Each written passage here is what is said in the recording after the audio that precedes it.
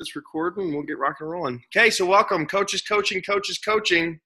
We've got the man, the myth, the legend, Coach Michael Boyle on with us. We're very excited to have him, and he's awesome to take the time to meet with us. And so we're going to get right into it. And the man needs no introduction. We basically do anything that he says.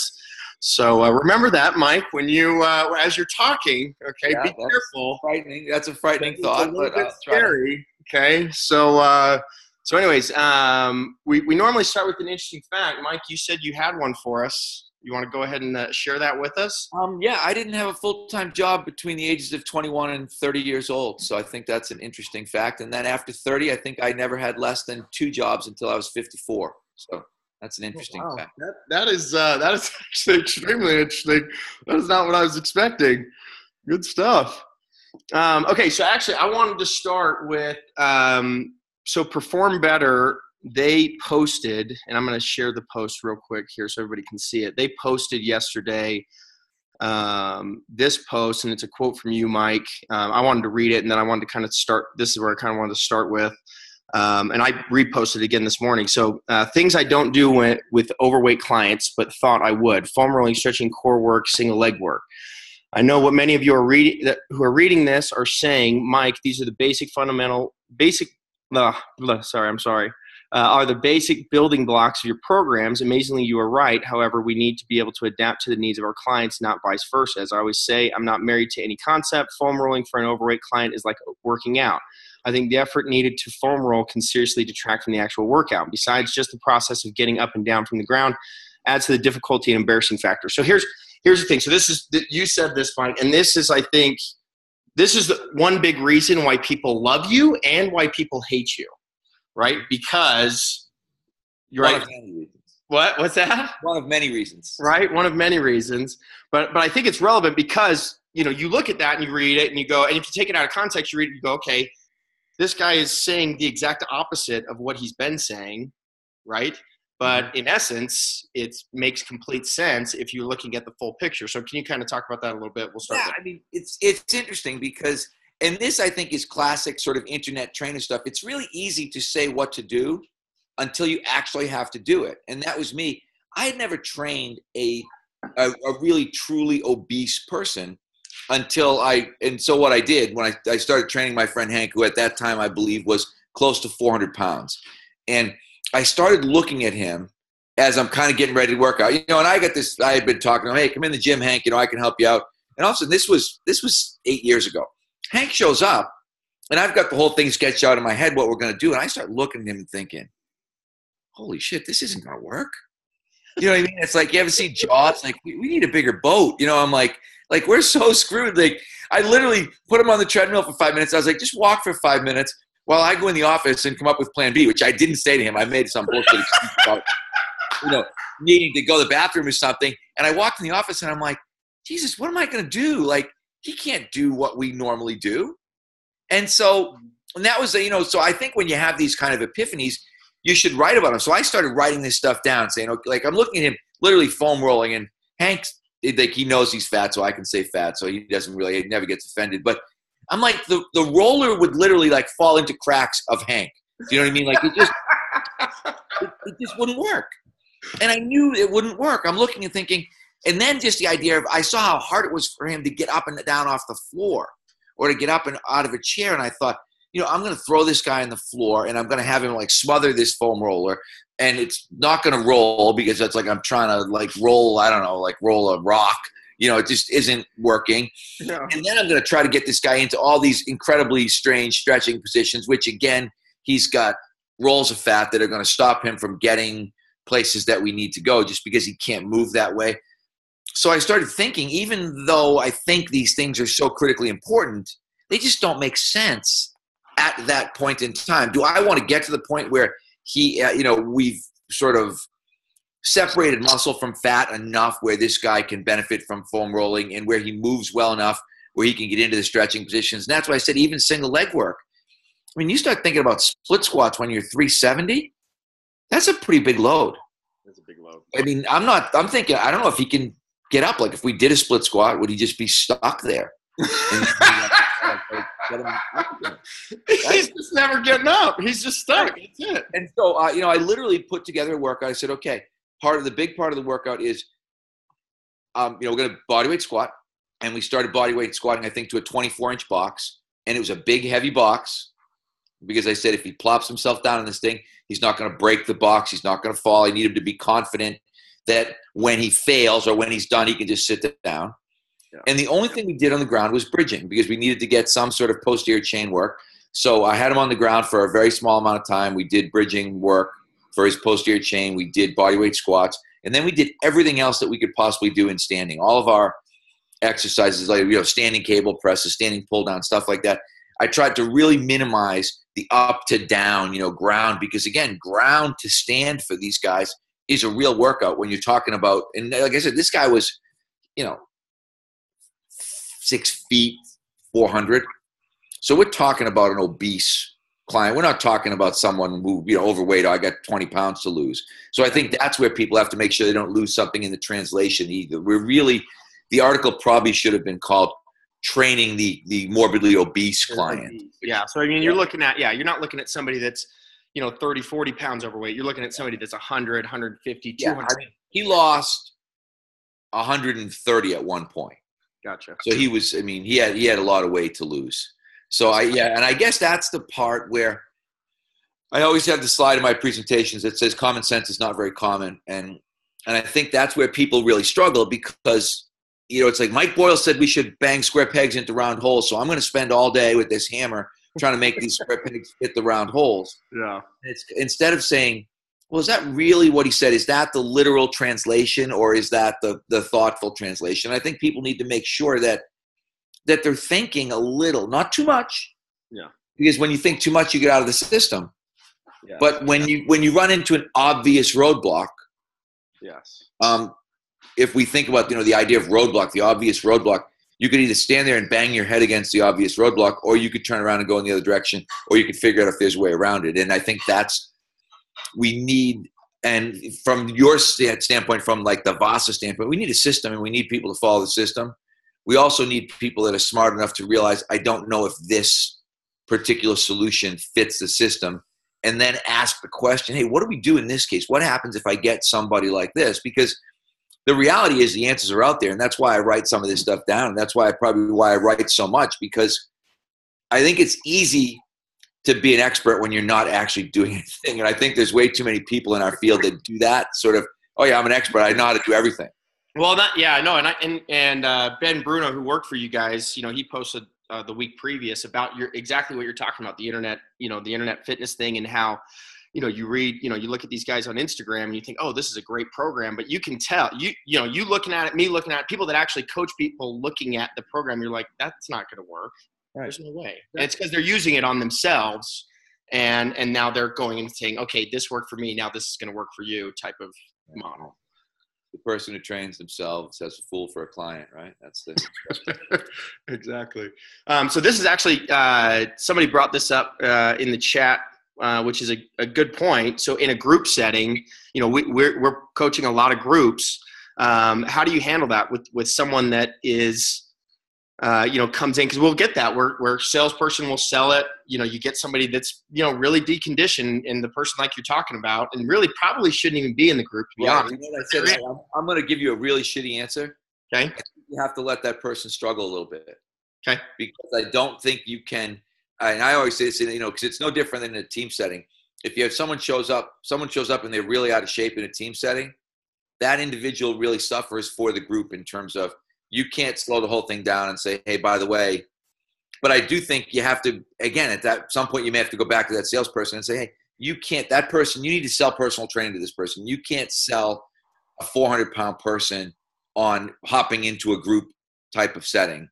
Yeah. And I think that's the kind of stuff that from a management level needs to be trickled down in terms of, and that we have that conversation all the time in terms of, okay, is this person a personal training client, or is this person someone that can go in the groups? Yeah. And I think sometimes you may have to look at somebody and say, we probably need to get a few weeks of personal training under your belt here so that you'll be able to handle this group setting. We don't do it very often, but again, it happens, right? I mean, that guy shows up. Each person would be that real exception, because otherwise what you end up with is you kill the whole group to personal train that one person. Yeah. And that's not the purpose of the group. You didn't put the group together so that somebody could get cheap personal training. You put the group together so that obviously people, generally who either want to be in a group or can't afford personal training can do it.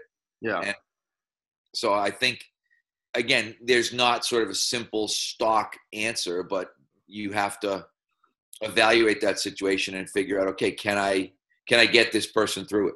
Yeah. Without, because again, we have to talk about the do no harm idea. Is this person going to be harmed by trying to do this? Yeah. No, for sure. Or are they going to be embarrassed? Are they not going to come back? Because I think with the obese person, the embarrassment factor is much larger than anything else in terms of just realizing.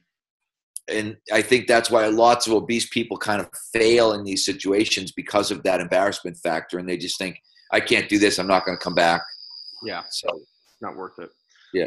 Okay. So changing gears a little bit, one thing that we are struggling with and wanted kind of your insight as with Vasa is telling the story, right? So I'm curious, if I was sitting on a plane with you, I live in the Boston area, we're both heading home, and I turn to you and say, hey, Mike, what do you do for a living? I'm in the financial sector or whatever the hell I do. What do you tell people? I lie. How do you pitch MBSC to people in the Boston area?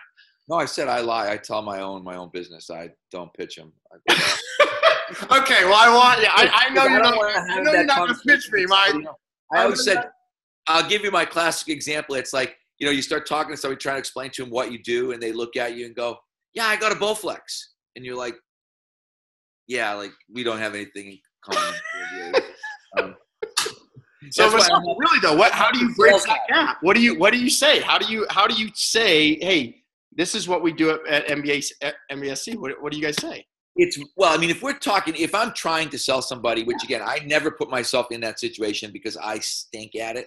Yeah. I am not a good salesperson, but I try to get, the idea. If you're selling, I tell people, we change people's lives. That's what we do. If you're selling, if you're going to be selling, that's why I said I'm not good at it. I'd have trouble. I couldn't look somebody straight in the face and say that to them that, hey, I can change your life.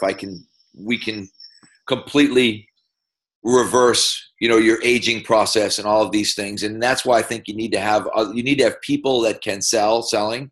And this is why I don't like the idea of trainers selling. Like our trainers are terrible at selling. They're really good at training.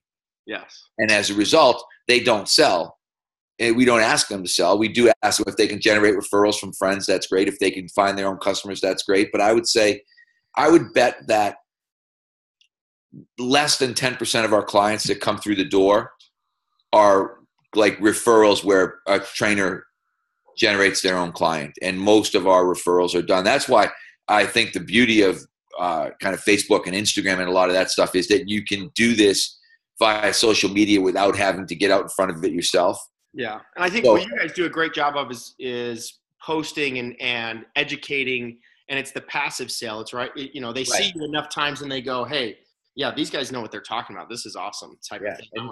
Exactly. We position ourselves as the experts so that when somebody is looking for that, they're going to find us. They're going to come to, it's like if you Google search, you're probably going to hit us even by accident if you're just looking for whatever, personal training or group training or whatever in our sort of geographical area. But I will really admit that I avoid that kind of conversation like the plague. Because I'm just not good at it. And I have I totally understand. Because I get the same thing. You get the person that's like, oh, the Bowflex or I run every day and they really should not be running and I had a lady yesterday. I was at the doctor's office and she's like, yeah, I've been fortunate. I've never, she's 48 years old. And I've never had to worry about exercising. It's just never something I've had to worry about. I'm thinking, what are you talking about? That doesn't even make sense. What you said just makes absolutely no sense. But, but when you think about it, she looks at it and she's saying to you, I'm not fat. Yes, exactly. I don't dislike the way that I look. Therefore, she has no thoughts about the internal workings of her body. That's not what she's thinking about at all in terms of, she's not thinking about sort of what any of the plumbing is running like. She's just saying, I look in the mirror, I don't look that bad. Why do I need to worry about exercise? And I think that's the problem, is that we've got a real problem in terms of talking to people about exercise, because people really don't understand And so sometimes I'll say, well, I'll be, because 99% of the time with my wife. And if someone does sort of get me to that point of what kind of business, like, well, I own a gym. And she's always like, it's not a gym.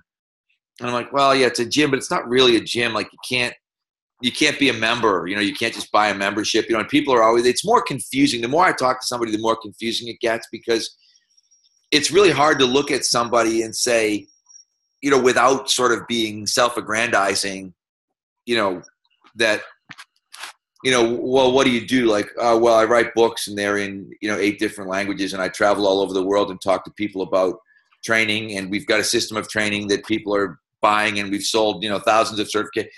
Do you know what I mean? It's like, yeah. If someone really wanted to know, they'd be like, oh, what an asshole this guy is. Like, I can't believe that. Who could tell me all about himself, right? Oh, man, that's awesome. So you end up with this sort of very understated, like, oh, I own my own business, let's not talk about it. And okay, so let me ask you this. So speaking of kind of being big deals, who do you kind of look to? Who's kind of the 1, 2, 3 guys that you look at in the industry, and when they say something, you kind of stop and pay attention to what they're saying? Who are those guys for you? What's really interesting? I think that changes all the time depending on what I'm interested in. It's really interesting. So lately I've been reading a lot of Tony Holler stuff, who's a track coach, high school track coach and chemistry teacher from outside of Chicago. You know what I mean? And you look and think, why would Mike Boyle be listening to some high school track coach from outside of Chicago? And I would say, because that high school track coach is really smart and has some good ideas. And so I think it's always changing. I have probably spent. So Tony right now, who Holler is his last name, Holler. Okay. And then who else? 1 or 2 others that you're kind of into right now. I mean, that I'm kind of into right now. So another of these guys' name's Rob Asis, A-S-S-I-S. He's a high school track coach in Illinois. And then Cameron Joss, who's half my age, who works for DeFranco. These are kind of people that have piqued my interest in terms of they're really smart people who are doing some cool stuff that kind of applies to where we are right now. Like, we're playing around more kind of with some of our speed development stuff and some of our power development stuff. So I think it really varies. I also I'll tell you, Alan Cosgrove is a guy, when Alan says something is interesting or that I should look at something, I do, because Alan does his homework. He's really well read. He's really, really smart. I mean, I listen to Ben. Even same thing. Ben's half my age, but Ben Bruno's a really smart guy. And when something piques his interest, I listen. Yeah. So, it would be hard for me to say, 1 or 2 or 3 guys, because I do spend a lot of time during the course of the day reading stuff and looking. I mean, really looking at tweets. Okay, is this interesting? Bang, clicking on something. Like I said, Cameron Joss is a classic example. I had no idea who the guy was. All of a sudden, I realized he's on everybody's podcast. And then I said, I should probably listen to one of these podcasts. And I listened, and I was like, this kid's pretty sharp. He's and then I listened to probably 5 different podcasts that he did with 5 different guys, because he sort of became like guest of the month for November or something for a lot of people.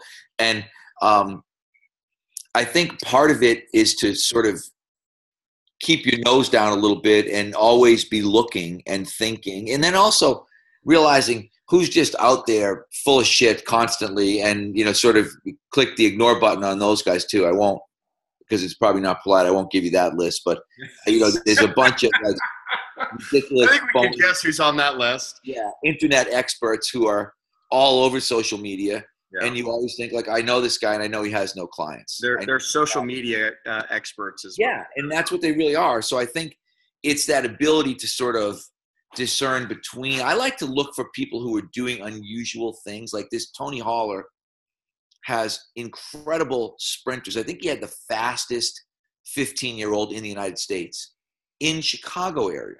So if you think about having incredibly fast people when you can't run outside, generally speaking, that's why when you think about Jamaica and places like that, track and field, people always want to be where it's warm. The reason Charlie Francis piqued my interest, 30 years ago, was that he was developing world-class sprinters in Canada. And I used to say to people, that's like a Mexican hockey team. You know what I mean? It's not where you're supposed to be finding Olympic medalists in sprinting. You would not think, well, I'm going to go to a really cold, really snowy area with very few indoor tracks, and I'm going to end up with a lot of medalists. And when somebody does that, that's what you should be like, oh, I wonder what that guy's doing. Why is that happening over there in a place where it really shouldn't be happening? Kind of that outliers type of. Exactly. Yes. I mean, you're looking at that sort of hothouse idea if you've read Outliers and saying, Yeah. okay, where's something unusual happening that I should look at? And then I need to like pull that string a little bit and try to figure out what the correlation is. I can remember the same way I was fascinated with Don Chu when I was young. You know, Don, and it makes Don feel really old, but Don's probably in his 70s now, and I'm almost in my 60s. But so that meant like when I was 21, he was 32 or 33 or something like that. But I remember him saying that he had jumpers in the Division I long jump and triple jump track and field, and he was a Division II school. And I remember thinking, this guy is clearly doing something right. Why does every year he has one or two guys in the Division I field at a Division II school? Yeah. And, you know, and so he was another guy, and he was a strength coach, a physical therapist, and, you know, and then coaching like track on the side at Cal State Northridge. And it was kind of like, oh, I should be paying attention to what this guy's doing too. So I think that's a big part of it, is looking at stuff and saying who's having unusual results in unusual places. Yeah. So speaking of that, you know, you know, we would consider you as one of those guys as being kind of an outlier and somebody that, you know, people listen to and things of that nature. You know, so we have other people that want to be aspiring fitness models, just like you, Mike, right? Yeah. So with that being said, though, but listening and they're not looking. So really, though, what's been kind of some things that you think have happened and that have gotten you to where you're at? You know, because sometimes, you know, one thing is you know, one thing that helps is you're, you know, in your late 50s, right? So you've been doing this for a really long time. So that's a huge thing, right? But definitely, you know, how do some of these guys maybe shorten the gap, or is it just that it is what it is? There's a gap and you got to just go through it and you got to do your 10,000 reps. Tell us a little bit about that. I don't think there is necessary. I think there's a gap. Yeah. I mean, you got to do it. I don't think it takes, I think luckily for people, there are people like me. One is to listen to people older than you. I always say to people, one advantage that I have is experience. I've done a lot of stuff wrong. The reason we have such a really good system is because I've tried bands and chains and, I mean, whatever there is out there that people have been talking about doing, we've tried it. And we've sort of vetted it and realized, okay, this didn't work. I always said, you know, sometimes I use the idea of good in theory, bad in practice, in the sense that, hey, that sounded like a really good idea. Then we tried it and then it didn't work. I was talking to somebody about reverse hypers the other day. Like, I bought a couple of reverse hyper machines and I used them and I didn't like them and I ended up junking them. I've gotten rid of a lot of really expensive. You've probably gotten rid of as much equipment as guys have put into their. Oh yeah, absolutely. And what we end up with is, you know, someone comes in our facility now and they look and think, gee, you guys don't have a lot of equipment. You have basically a lot of the same thing. You've got Kaiser functional trainers and you've got Kaiser pull down machines and you've got dumbbells and kettlebells and racks and benches. And I'm like, yep, because that's kind of what it comes down to these days. You know, a lot of this other stuff seemed cool, seemed like great bells and whistle stuff, but didn't really work kind of in the long haul. And so I think the biggest thing, if you said, what's the difference? Because I thought about this when you said one or two or three things that you could tell somebody. The one thing I tell somebody is you got to care.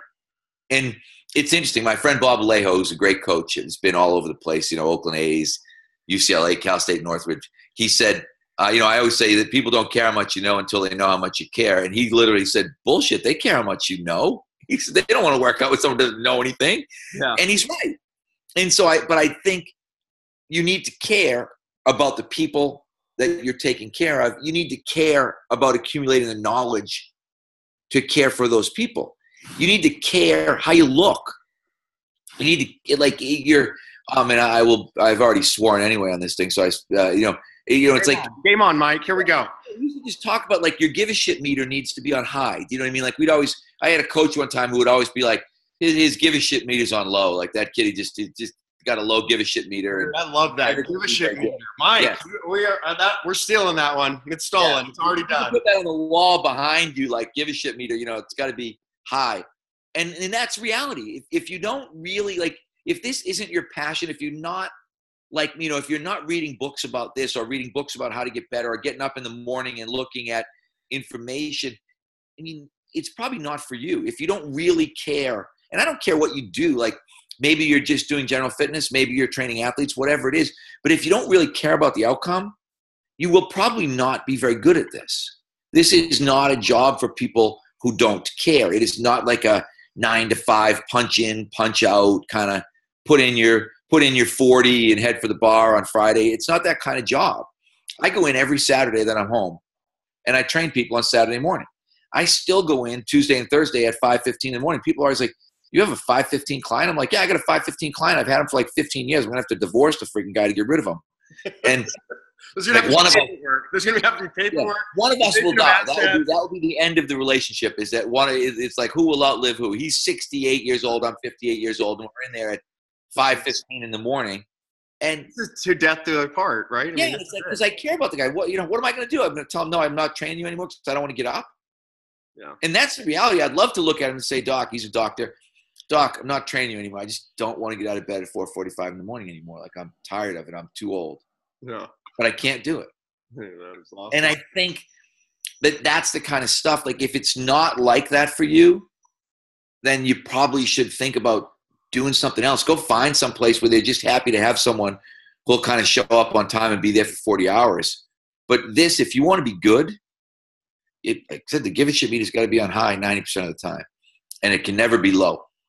Yeah. You can't be in there and think you've got to, and obviously you don't have to be jumping around, in a cheerleader outfit. That's not what I'm talking about. But I think you have to have passion for it. The example I give, one company that I think does a really good job from that aspect is Core Power Yoga. I don't know if you've been in any of their classes before, but they offer yoga classes. Well, yoga you wouldn't think of as a rah, hey, get into downward dog type of thing, right? And they don't do that, but you can feel the passion from the instructor, in that thing. And yeah, it's the give a shit meter, right?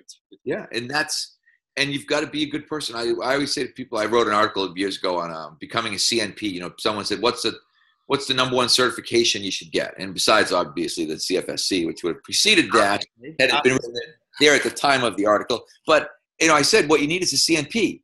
You need a certified nice person, because there's a lot of dinks in fitness. There is There's a lot of people that are way more worried about them. I always said, like if you're the guy, in his little brother's T-shirt, carrying his food around in Tupperware, talking to your clients about when your next workout is and when you're going to do legs again, you're a dink. Like, you're never going to be successful. Okay. Let me ask you this. Okay, so let me ask you this on that. How do you guys do training at MBSC with kind of the experience? Are you guys just looking for good people, good dudes? What do you guys? How do you guys? I would say the internship is flat out tryouts. Do you know what I mean? You get a 3-month tryout, and we're watching you the whole time during tryouts to figure out, like, do you make the team? Do you not make the team? That's really what it comes down to, because, and it's really based on, though, is this a good person? Do they have a good personality? I always think, because again, particularly if you're doing personal training, people have to want to spend an hour with you. Yes. And they're not going to want to spend an hour with the guy in the too tight T-shirt, who's got his watch set for like his next can of tuna fish to get opened. Do you know what I mean? So that he can have 25 grams of protein. Like, you know what I mean? And there's so many of those people in our field. Or, the girl, like, I can remember going into Sports Club LA, and there was a girl training people in like a sports bra that said trainer across the front. And I was like, are you shitting me? Is this real life?